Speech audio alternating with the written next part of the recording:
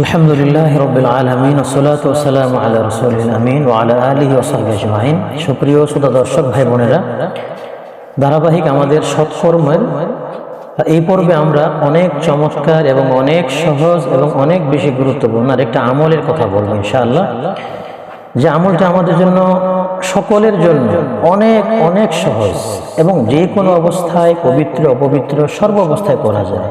কিন্তু এটার যে তাৎপর্য এবং এটার যে মর্যাদা বান্দাকে এত উপরে উঠে নিয়ে যায় সেটা কল্পনাতীত।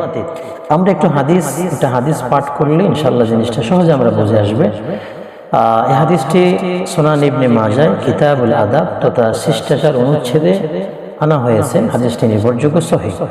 মুহাম্মদুর রাসূলুল্লাহ সাল্লাল্লাহু আলাইহি ওয়াসাল্লাম বলেছেন, ইন্না মিম্মা তাযকুরুনা মিন জালালিল্লাহ আত-তাসবিহ ওয়াত তাহলিল ওয়াত তাহমিদ ইয়ানআতিফনা হাওলাল আরশি লাহুন্না দাওবিয়্যুন কাদাওবিয়্যিন নাহল তুযাক্কিরু বিসাহিবিহা আম্মা ইউহিব্বু আহাদুকুম আন ইয়াকুনা লাহু আও লা ইয়াযালা লাহু মান ইউযাক্কিরু বিহি। রাসূলুল্লাহ সাল্লাল্লাহু আলাইহি ওয়াসাল্লাম বলেছেন যে তাসবিহ অর্থাৎ সুবহানাল্লাহ, তাহলিল লা ইলাহা ইল্লাল্লাহ এবং তাহমিদ আলহামদুলিল্লাহ এর মাধ্যমে তোমরা আল্লাহ সুবহানাহু ওয়া তাআলার যে মহিমা বর্ণনা করো, এই সকল মহিমাগুলো এই তাহমিদ তাসবিহ এগুলো মৌমাছির গুঞ্জনের ন্যায় শব্দ করে আরশের চারপাশে ঘুরতে থাকে এবং এই সকল তাসবিহ তাহলিল তাহমিদগুলো নিজ নিজ প্রেরকের কথা যারা পাঠ করেছেন এগুলো তাদের কথাকে এই আরশের চতুর্পাশে ঘুরতে ঘুরতে গুঞ্জন করতে করতে তাদের কথা প্রেরণ করতে থাকে, উল্লেখ করতে থাকে।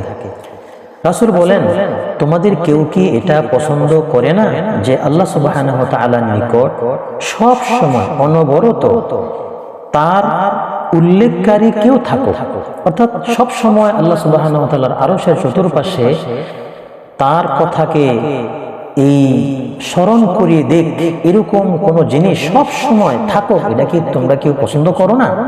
অর্থাৎ রাসূলুল্লাহ সাল্লাল্লাহু আলাইহি ওয়াসাল্লাম এই হাদিস আমাদেরকে এই কথা বোঝাতে চেয়েছেন যে আমরা যদি সব সময় তাসবিহ তাহলিল তাহমিদ এগুলো করতে থাকি তাহলে আমাদের কথা আমাদের তাসবিহগুলো আমাকে আপনাকে সকলকে ওই আরশের চতুর্পাশে গুঞ্জন করতে থাকবে এবং আমাদের কথাকে স্মরণ করাইতে থাকবে। সুবহানাল্লাহ, কত বড় চমৎকার ফজিলতপূর্ণ এই সৎকর্ম। দর্শক শ্রোতা, এই আমলটার জন্য আমাদের কোনো ওযুরও প্রয়োজন নেই।